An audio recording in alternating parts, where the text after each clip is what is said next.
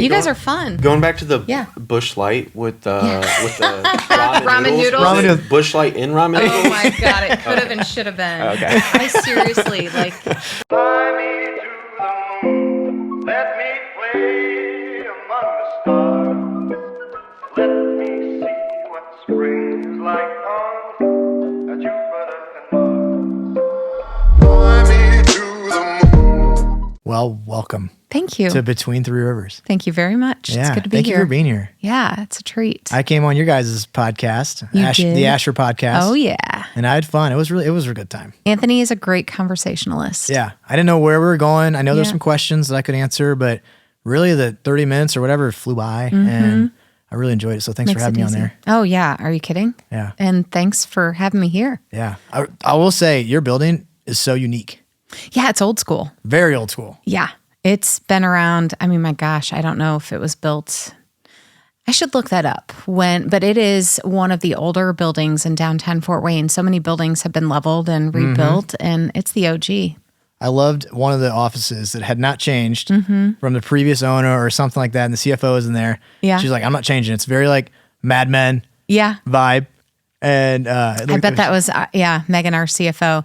Mine also has some nods to my predecessor. I still have his, maybe I shouldn't admit this because people might want them, but some of his golf clubs in the corner. Oh. I do enjoy yoga, and someone gifted him this frog doing kind of a namaste.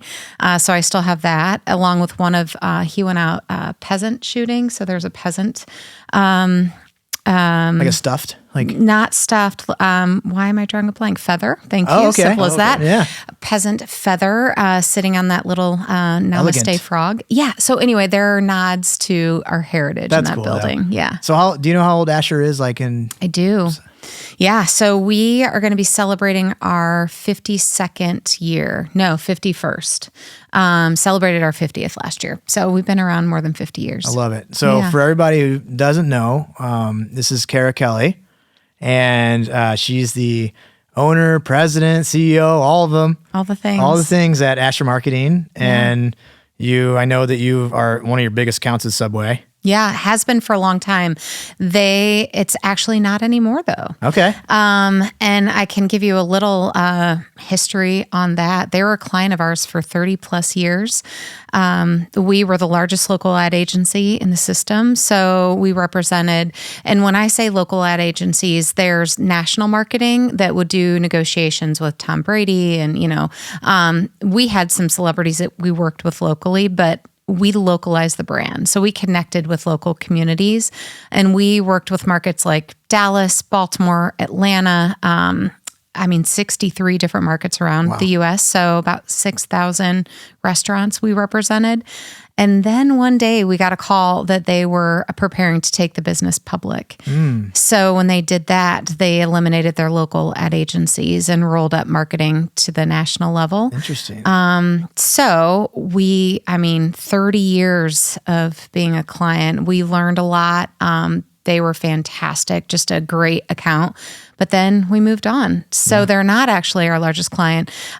We have probably 150 clients that we have on our roster. Our largest right now is probably Indiana Tech. We love working with them. Nice. Yeah, they're so great. We had Sam DeFlippo on on our show. Head and rugby coach. he's cool. He's big on like promoting Indiana Tech. Yeah. And I was talking to somebody else who else has a school where all countries are coming into. Yeah, it's amazing. it is wild how many countries are coming in. And then we were talking with sports, like these kids are playing 3 or 4 sports.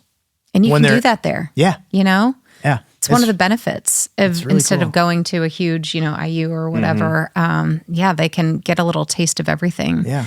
There's a there. really cool rock climbing gym next there too.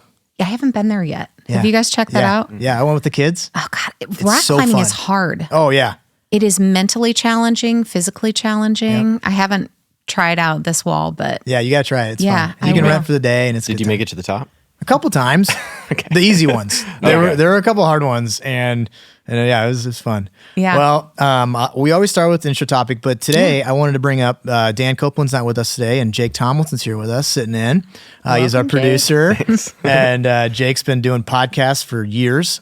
At this point, yeah. Yeah, so this is natural for him. Yeah. It's good.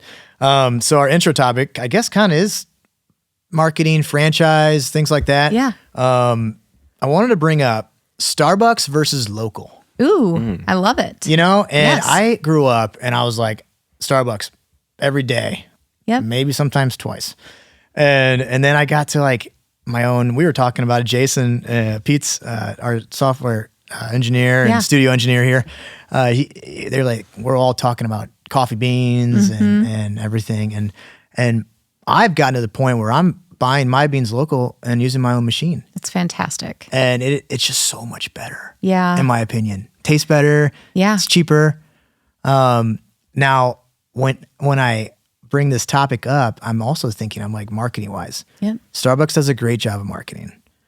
They grab your cash Yep. because you deposit into the app. Yep. It gets your money, $25 at a time, and then that bankrolls them. They market amazingly Yeah. to everybody. They're a powerhouse, no doubt. I mean, that leads me to another one of our important clients is Scooters Coffee, if you're yeah. familiar with them. Yeah. Yeah. So Scooters has over 800 locations. They're great because their theme is scoot around. So get in, get out as fast as you can. You know, when you have the debate about Starbucks or Scooters versus local coffee shops, it's the age old, like wanting to support your local community, your local, neighbors. But yet, the flip side of that is the franchise model of, what you're going to get wherever you're traveling all over the world. If you see a Starbucks, you have that comfort of, well, I know I'm going to get my latte or whatever it is. But there's no doubt that the local shops, they're made with love. Everything is so hand selected and personalized. And I know Starbucks right now is trying to lean into that personification of like, Kara, have a nice day. Yeah. Smile. Right. They're trying like writing on the cups. And, yes, they're yeah. trying to connect, which I think the baristas probably are. I don't know. I haven't talked to one particularly, but about like having to write on every cup. For them, it's like another operational, drag on their day. Yep. But they're trying to make that personal connection. And so there are benefits to both sides. I, for one, maybe shouldn't admit it, but I always try and go local. I try and avoid chains just because I like to support the community. But that is why at Asher, we take such great pride in localizing brands. So really, personifying, because Chick-fil-A here in town, that is owned by a local family that works hard and gives back to this community. So it might be a chain brand, but there are people in our backyards that are serving our neighbors. You know what I mean? No, it's a very good point. So Because it's someone's starting that franchise locally. Exactly. And then they got to give back too. Yep. That's a good point. Yeah. So I don't know, Starbucks first local. I'd love Utopian or Forteza all day, every day. But there's a time and a place where the chains, they're just convenient and trustworthy, you know? Well, I mean, I drink enough coffee where I'm probably supporting all of them. Yeah. Right.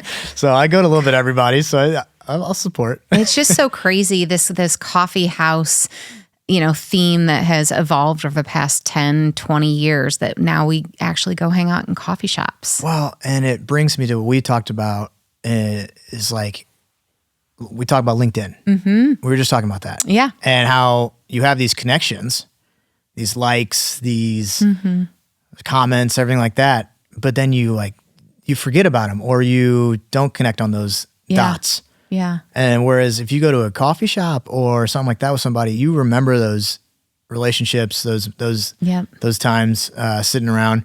And so I don't know. I just feel like there's such a good vibe. It really is. I just had coffee on Friday with someone who's a CEO here in town, and we've been in the same rooms. We were connected on LinkedIn. We knew the same people, but we had never sat down and had a conversation. And it's such a game changer. I feel like I know him. He knows me, mutual respect, just elevated. It's so different when you can have a conversation with someone. Agree. So I agree. Yeah. I love it. So kind of backtracking. Yeah. What got you to Asher? Like what What was the journey? Yeah, let me take you on that journey. It's a little, I guess I'd say unexpected. So I'm born and raised in Fort Wayne. I went to Bishop Luers. I'm a bit of a mutt, like Harrison Hill, Memorial Park, Bishop Luers. So I've seen it all, Magnet Public School. Anyway, I went to school at University of Dayton, and throughout my college, I was like, I got to get out of this joint. I got to get out of the Midwest. So I was a competitive swimmer growing up and loved to teach swimming. And so I moved out to Santa Cruz, California, and worked at a kids camp in the Santa Cruz Mountains, which is where I started my rock climbing. But I taught kids how to swim. So Redwood Forest, and then I'd take them down to the Monterey Bay and that's so cool. Take them snorkeling, in Whalers Cove. And anyway, so trust me, my journey is continuing here. So did that, stayed out in California, and I told my parents I was going to quit my job. I did marketing and PR in the Bay Area out there after I graduated. And so some of my college roommates moved out. We had a blast. I don't know how we survived. I mean, it was like ramen noodles and Busch Light. Yeah. And I don't know. I mean, I have no idea how we lived. It was so expensive. So expensive that I said to my parents, all right, I can't afford to live in Santa Cruz. To put it in perspective, my little renovated, literally one-room studio, kitchen, everything was twice, if not 3 times as much in rent as my mortgage was here for a 3-bedroom home. Yep. Like just, Yeah. wild. Insane. It is. So told them I was going to come home, but I'm going to Europe first. And they're like, okay, well, why don't you get a job over there? So I was like, okay. So I got a job as a waterfront director in Croatia for an American style kids camp. So I taught kids how to sail and snorkel, practice their English while we played in the Mediterranean waters. Yeah. So where were you? In Croatia, Umag. Yeah, Croatia, the northern coast. I love Croatia. So we could see the lights of Venice at night. Oh, that's so cool. It was awesome. So I came back after traveling Europe and making lifelong friends. I came back and I interviewed at Asher, and the job that they had available at that time, the client we didn't get the work. It was a Subway client, actually. And so for a year, I worked at BNY. And a year later, the founders of Asher called me, and they're like, hey, is Kara, how's she doing over there? And my dad, side story, built the Grand Wayne Center from the ground up. So he was a manager of that for 30 years. He was a client of Asher's for 30 years. And so they called my dad to say, how happy is Kara? He goes, well, I don't know, talk to her. Yeah. So a week later, I accepted a job at Asher, and I was leading our Subway team. And I grew, with the help, of course, of my team, I grew our Subway business from 13 markets to 63. So it became an agency within an agency. Right. And I never, ever had an aspiration to be a president of an agency, to let alone own an agency. But so the founder of Asher was diagnosed with cancer, and they needed a succession plan. And I'm surrounded by incredible people like Anthony Giuliano, among others. But they saw how I was running this Subway business and managing this team. And so they, I guess, liked my leadership style, and I was named president in 2016. So I don't think I was 40 yet. And then I told you, lost our Subway business. Mm-hmm.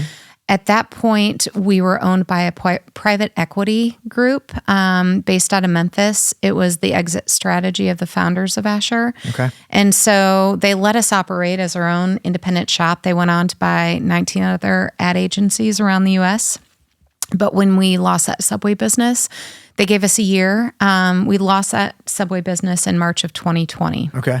We all know what happened in March of 2020. Yeah, nobody was recovering from a client loss. Our second largest client was a hair salon. Mm-hmm. They were shuttered. So it was a tough year. And basically they came to me and were like, Kara, you guys are struggling. We need to roll you up and make you an efficiency into one of our other agencies. And I was like, well, what if I can do something about that? Right. So our CFO, Megan Bennett, and I bought the business in 2022. That's amazing. Yeah. So now I own an ad agency. That's amazing. It's crazy. What a story. So that's my journey. So a lot of windy roads, Thank you for taking us through that. I actually really enjoy hearing people's stories. and I feel like you can connect with them a little better, hearing their stories. And I love that you like have a passion for the youth. Yes. You know what I mean? I do. And because that's the future. Yep. And I feel like a lot of the times you manage your business how you live your life. Yeah. And that's kind of, I feel like, what you're doing. Yeah. Which is really fun. I think you're absolutely right. I mean, I work to travel. I work to live. I don't live to work. Nice. And that's what I want my team to do. I want them to have balanced lives, and we're all better. We're all more enriched and have, broader perspectives if we can get out there and experience things. Oh yeah. So especially in your industry. Yeah. You got to see it and then you can create it. Yes. Right? Yeah. Our creative team last year took an inspiration trip up to Grand Rapids and went to an art exhibition up there. And, you just have to be inspired and be open-minded to what's going on around you. Yeah. So. We had Design Collaborative on the show, and they were kind of saying the same thing. Like, they get a lot of inspiration from magazines or traveling. And it's like, cause we want this Fort Wayne or our community to be the coolest place, right? Yep. For people and for people to come back home. You know what I mean? Yeah. And I'm the same way. Like I love to work, but it doesn't own me. Yep. And I want to be able to experience things outside of work too. I would say maybe 55-60% of our clients are not based in Northeast Indiana. Having a lot of rich franchise experience, we have clients from coast to coast.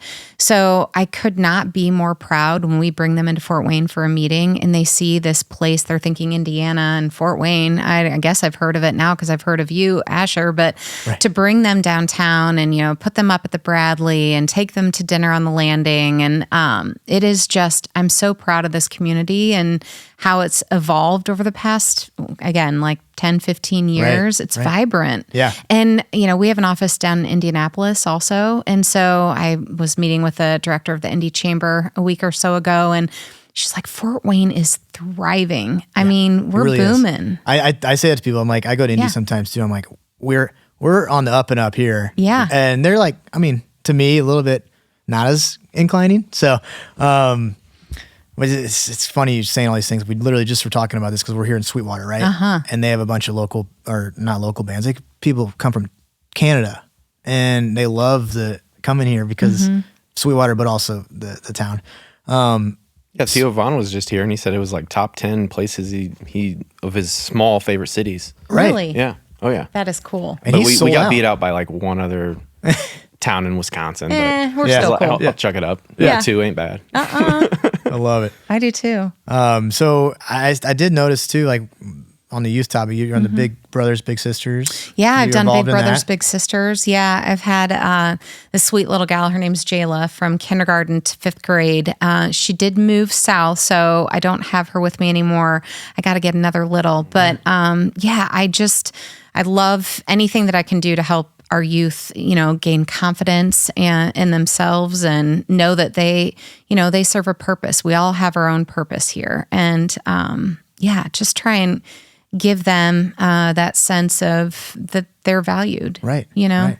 And I think the connections too, like John Kaufman, produced men's basketball coach. He was like, I try to give my kids, the players, someone in the industry or someone in Fort Wayne to guide them. And then all of a sudden after school, they have what they learned, but they might even have a job. Yeah.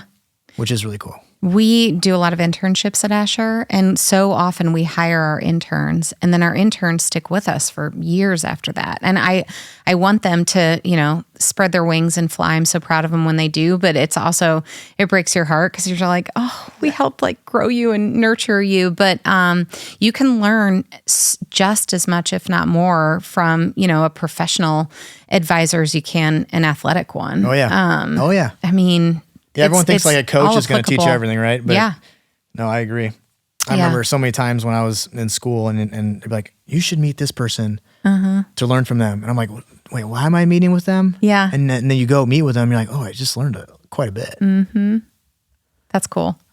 So tell me more this idea that you had of Latour de Fort. I can tell you about that. That's so cool. I did it. I think we did it together. Too, I did not. No, Okay. I need to invest in a wider bike seat. Yes, it is a long haul. It is. So my brother Joe Wasson was called to duty, and he went over to Iraq. And so before he left, we did a pub crawl. Okay. And when he came back, we formalized it a bit and we made T-shirts for it. And so there were 25 of us strong. And me working at an ad agency, one of my artists, I'm like, hey, let's mimic a Latour de France shirt, yellow, same logo. I mean, I'm trademarks all over this thing. yeah. Like I could have gotten in trouble, but there were 25 of us, you know, whatever.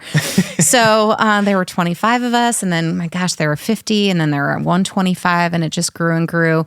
And Joe's dear buddy, who also served, Vince Corona, those two really kind of took it and ran with it. And now Vince and his dad, Steve, if you know Steve, they're really running the day-to-day. But my gosh, I mean, what are we at? 16 years strong. Yeah.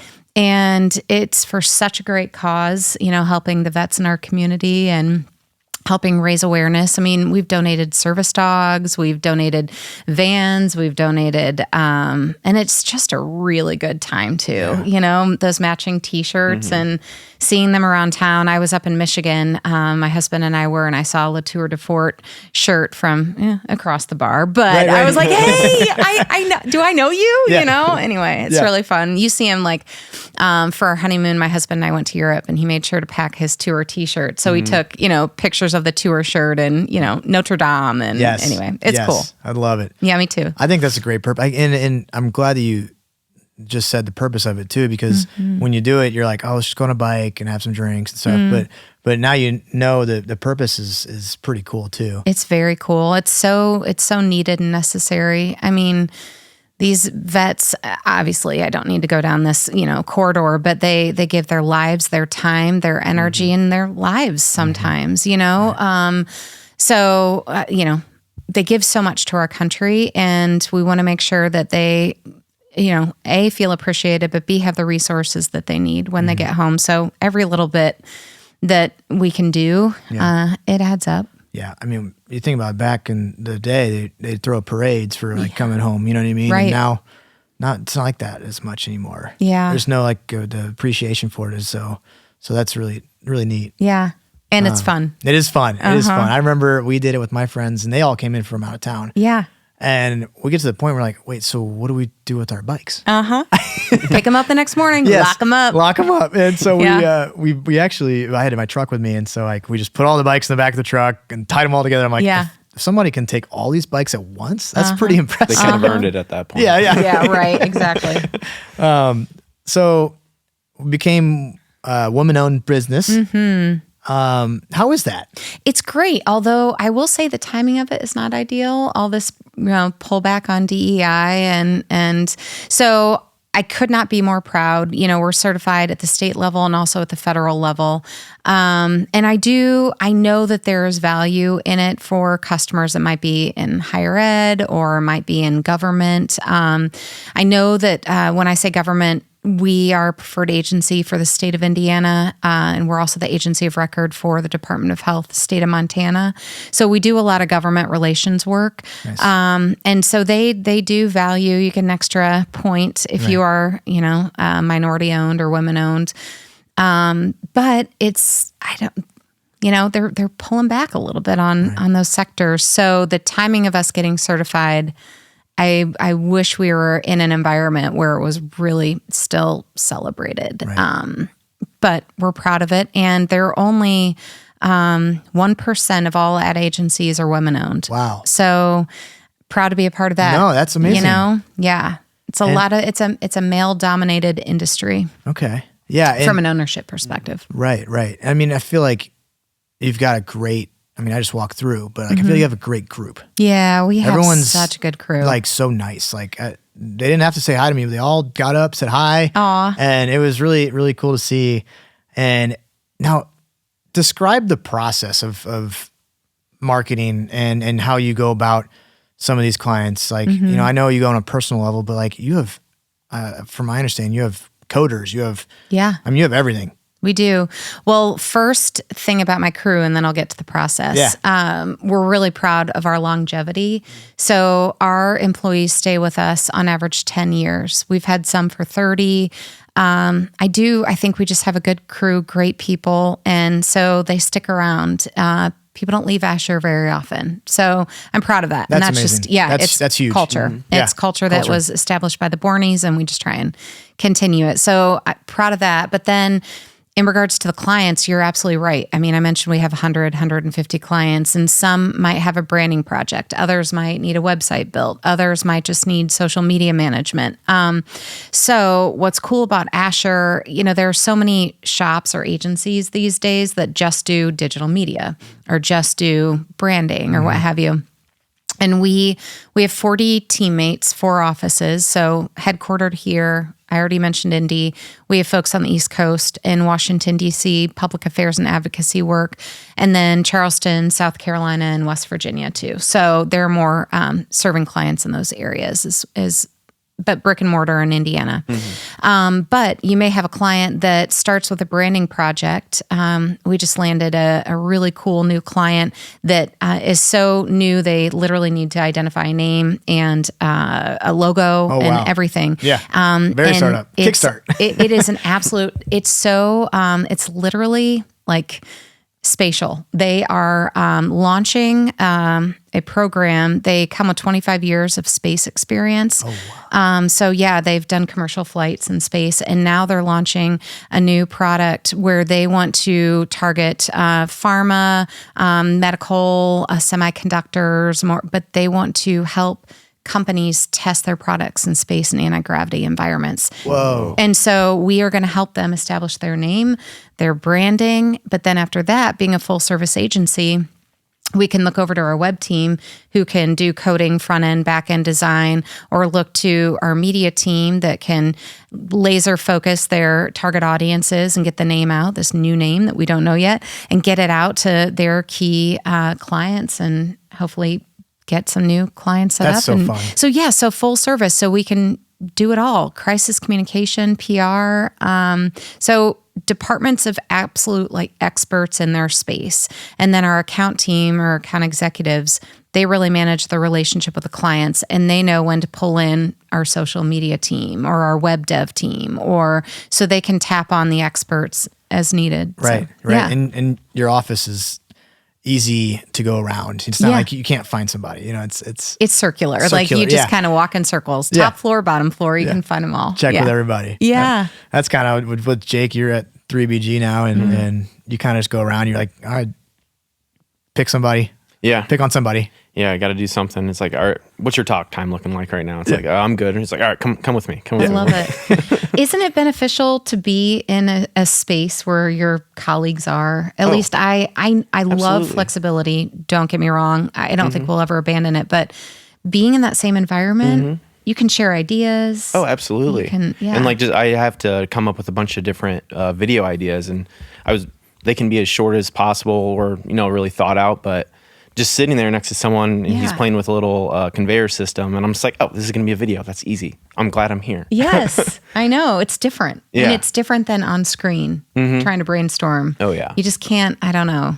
Yeah, if you just sit there and you're just looking at your computer and you're both just looking at your guys' computer, it's a lot different when you're in person. Yeah. But yeah, having the flexibility, because sometimes you do need to be home. Yep. Or, have the availability to be out of this, state, out of the city, whatever. But yeah, it's really nice. So yeah, I agree. I love that you just said you could walk around and see people. I'm like, yes, see, it's still important. Yes. Oh, yeah. And I am so awful at just staring at a screen. I can't process. I'm like, what am I supposed to be doing? Yeah.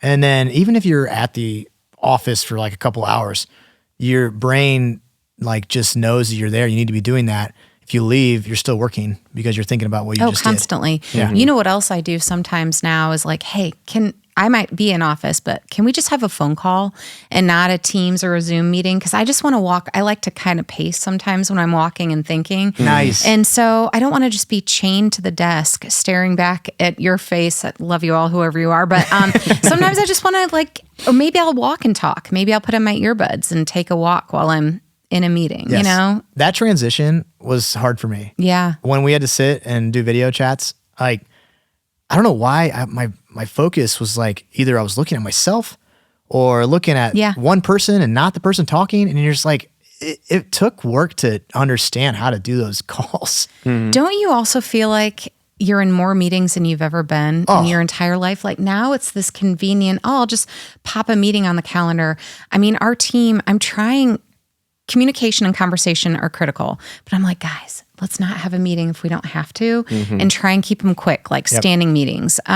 It's just, we're in meetings all day. Yep. And I have to block mine, like using the Calendly app, and I have to block it or else you have no like flow state. Yeah. You have no time to just sit and like do your work. Yep. Because you could see 30 minutes and they're like, oh, perfect. And you're like, all right, well, that just went from like an hour break to I'm working for 4 hours. Yes. Straight. Yeah. Yes. I had to put travel in my calendar to block it to get out here today because I would have been in a meeting. Yeah. Yeah. There you go. Yeah. Oh man. That's even so traveling just from your desk to the bathroom. It's like, no, I'm going to block that off. That's my time. Right? That's hilarious. And true. You need your time. Yes. So funny. I kind of wanted to dive in like that and then marketing today and how it's changed and the evolution of it and everything. It's changing so fast.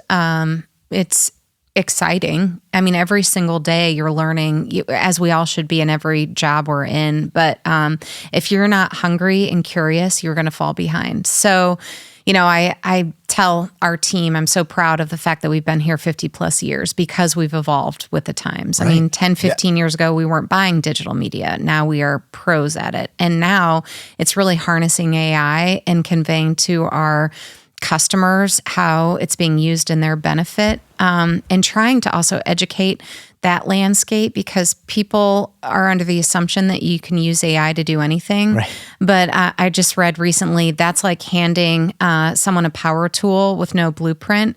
So AI can generate a website if you want it to. They can generate a logo, but there's no strategy. There's no, for a website, no SEO strategy. I mean, so it's really just trying to harness the change as fast as we can. Yeah. There was a company that I know, like, I think it's an insurance and stuff. And they had to like think about it strategically. Like, do we train all of our people to know how to use this or do we buy into that? You know what I mean? And bring and merge and things like that.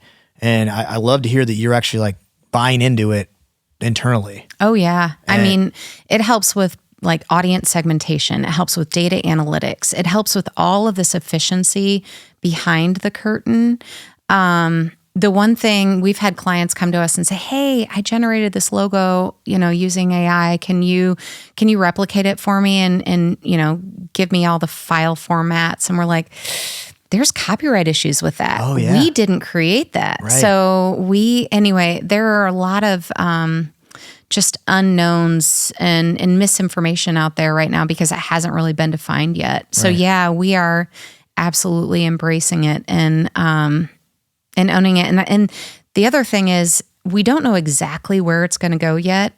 The one thing it's lacking is really that human emotional intelligence. And so depending on how quickly the algorithm can learn, I was at a meeting at Goldman Sachs about a year ago, and their head of AI was in chatting with us, and he said, we will know in the next 12 months if this is the plateau in which AI is going to reach or if it's going to exceed any of our imaginations and actually become, you know, human form. So we are at a pivotal point in the evolution of it right now. Wow. It could reach a ceiling, you know, or it could just keep going and become all the things that we ever imagined it to be and more. So, right. And I'd like that you educate people on it because like people hear AI and either get really nervous about it or not understand it. And so I think people like myself, I am just learning it by myself and using it through email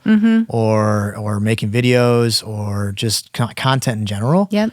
And what I've found just using it in my small amount of time is like it lacks that personal, like it generates a video that like to me is like a video I can see from anybody.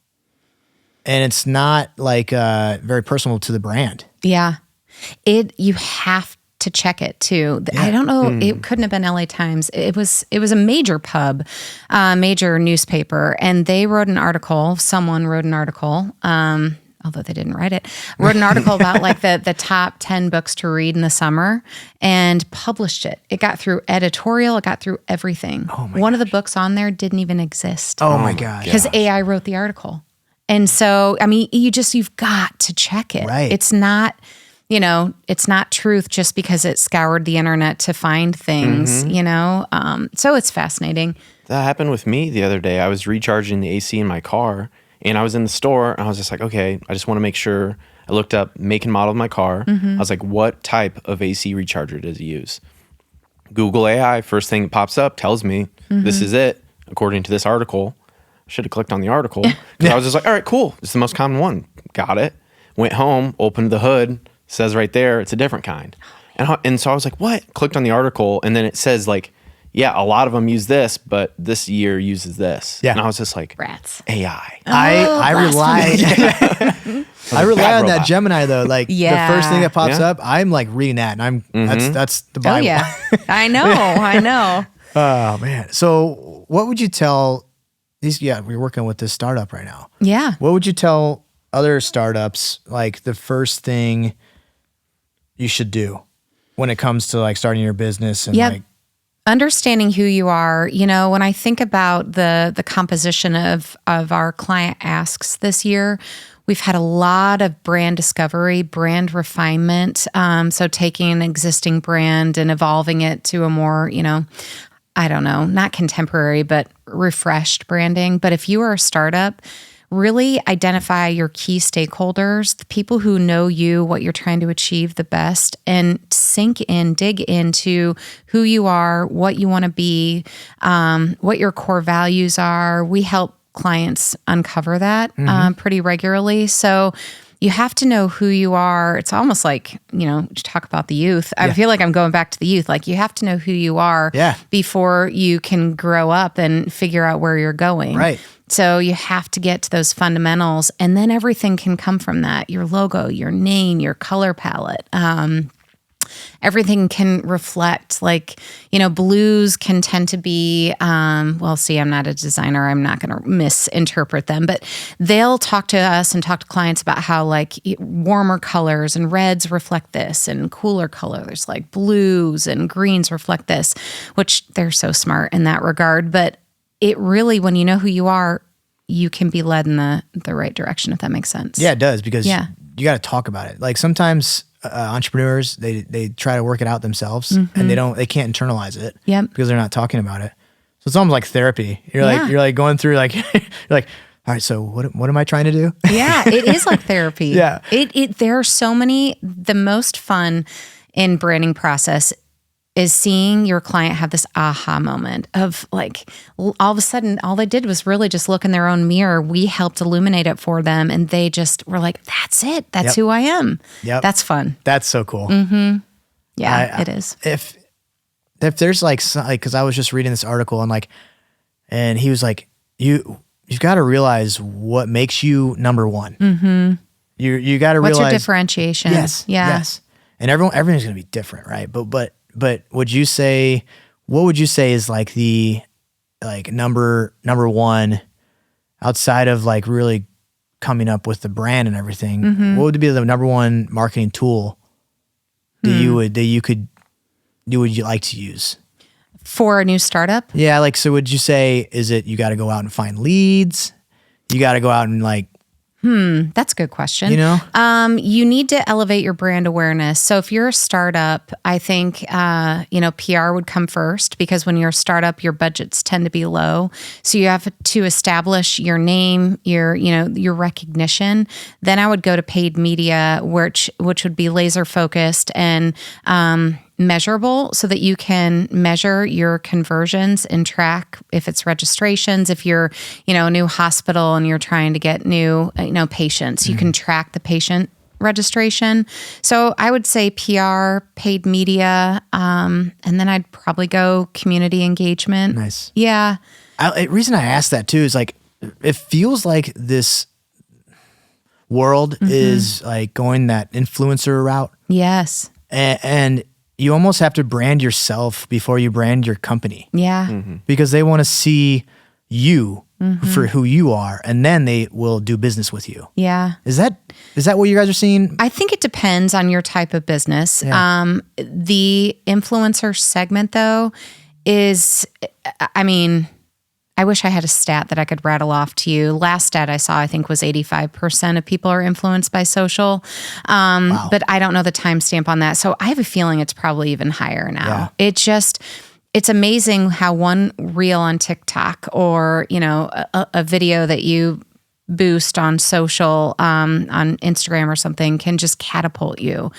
But yeah, you need to, if you are the person, like, I don't know, we're helping another startup where it is really an individual who's going to do consultation, that person, she needs to be established and have her own footprint in order before we launch her consultation. So it varies. Yeah, we were saying, like, Jake and I were talking earlier, it was like, you see like actors like Michael Jordan in commercials, and now you're seeing influencers as that. Yeah. And these companies are paying a lot of money for these influencers to influence their product, their brand. Yeah. And not even necessarily putting them in a typical paid format of a TV spot, but paying them to go visit their location or try their coffee, or, it's crazy, back to the youth, that today's kids are like, I want to be an influencer. Yes. I mean, that's a real life aspiration. Yeah. Bizarre. Yeah, know, really. there was a movie that was coming out, and the actors, like some of the top actors, just met up with like a skit group essentially, just to make like a funny reel. And I wasn't going to hear about that movie before that, but I was like, okay, now I want to watch that movie because I like these guys, so maybe I'll enjoy this. Yeah. It's just weird how it's all changed. I mean, I've seen an account that it was just a piece of bread falling over 1 million followers. It's so crazy. Remember the egg? Yeah, the egg, the most liked picture. Yeah. Oh yeah.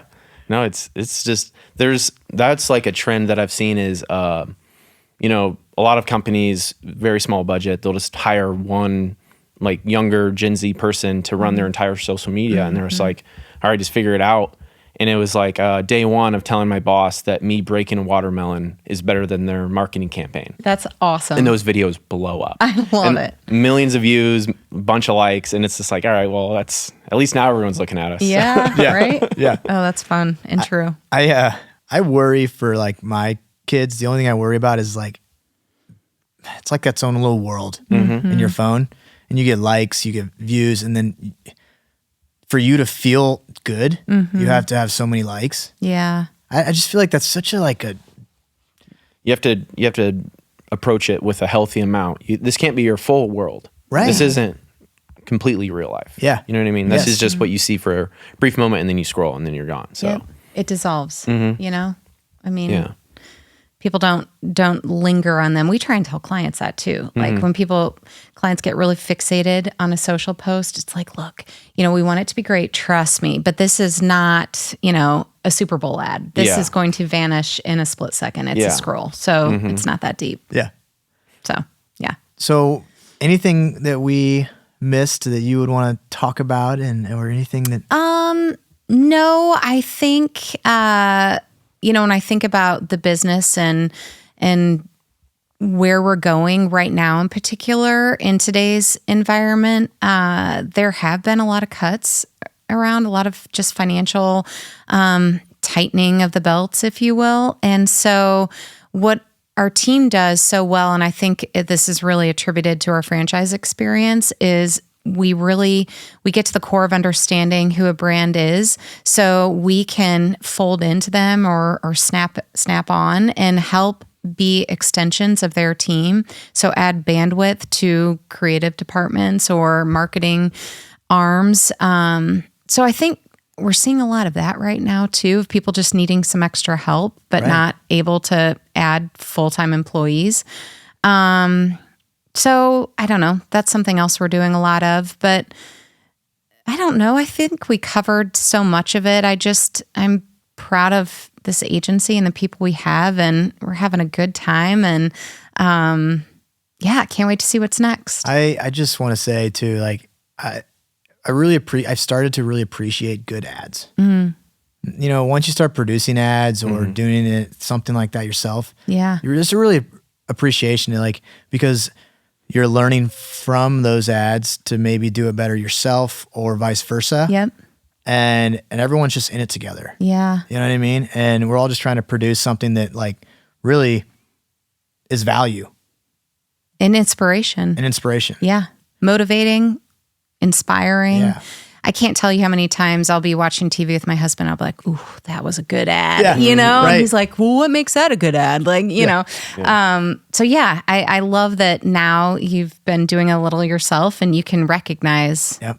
It is an artwork. It is. Yes. Because the difference between just art and marketing is art, you can just make something that you love. It's creative, throw it out there, hope it sticks. Yep. Marketing, your target audience, and you're going to make an artwork for them. Yep. That is absolutely right. And right place, right time. Oh, yeah. And that's why you got to have, a multifaceted media approach. You can't put all your eggs in one basket because you're not going to find everybody. Yeah. So anyway, yeah. Yeah, absolutely. So true. And consistency. Yeah. I mean, you can't just post one thing and then not keep posting. Yep. Yeah. You have to have that repetitive recognition. And that's something else we help clients navigate of okay, what's the point of diminishing returns? You have to be frequent enough that they see and hear you. Right. But, you don't need to overkill. We don't want to waste your money, but you can't just be out One and twice. done, right? Yeah. You're not that just that one song that hits. One hit wonder. One hit Yes. wonder. Yeah. Here we are in Sweetwater. Yes. We know those. Perfect. But no, seriously, thank you for being Thank here. you. And Thank you for so much. Thanks, Jake. blocking off your vacation or your travel time for us. Oh, it was my pleasure. You guys, really, this is a treat. Thank you for having me. Thank you. Absolutely. Boy,